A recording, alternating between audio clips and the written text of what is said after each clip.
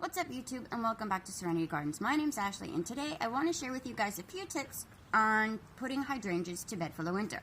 My first tip is to stop fertilizing in August, because if you continue to fertilize, it's going to continue to put blooms and flowers and continue to produce things that we don't want it to do.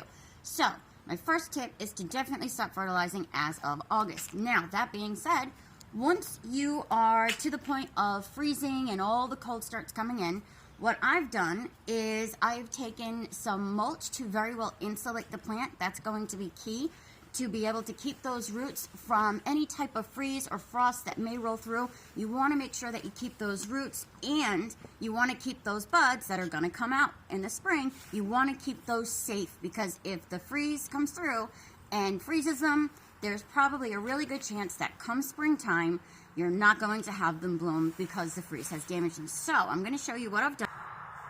So what I've done is I have taken some oak wood mulch, and you want to cover it around the whole base of the plant. You want to give a decent mound, and that's going to insulate the bottom where all your roots are. It's going to insulate the plant really well, and keep it so that there's no danger of any freeze or anything getting into the roots or down to the base of the plant. And after that, what I did was I purchased, and you don't necessarily have to purchase a frost bag. You can use a burlap bag. I don't advise using plastic, because plastic will suffocate the plant and more than likely cause more damage than anything.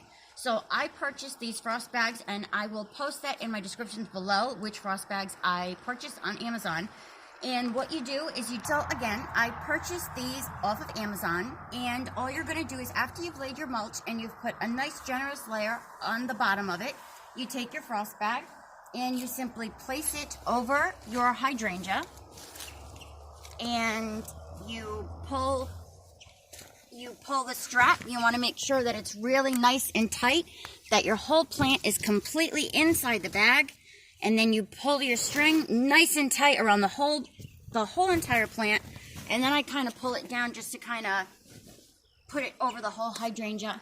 And again, most importantly, just so everybody knows, during the winter, you still have to water your hydrangea. That does not mean to stop watering. You want to continue to water.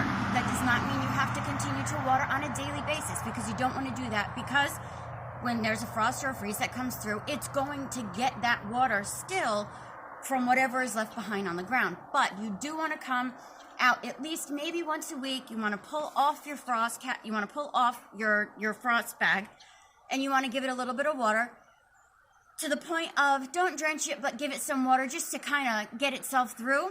And you want to do that on about a weekly basis. And that's kind of all I got. Those are my tips. That's what I do with my hydrangeas for the winter.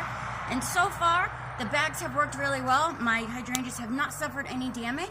And that's all I got for you guys. So as always, like and subscribe, and thank you so much for watching.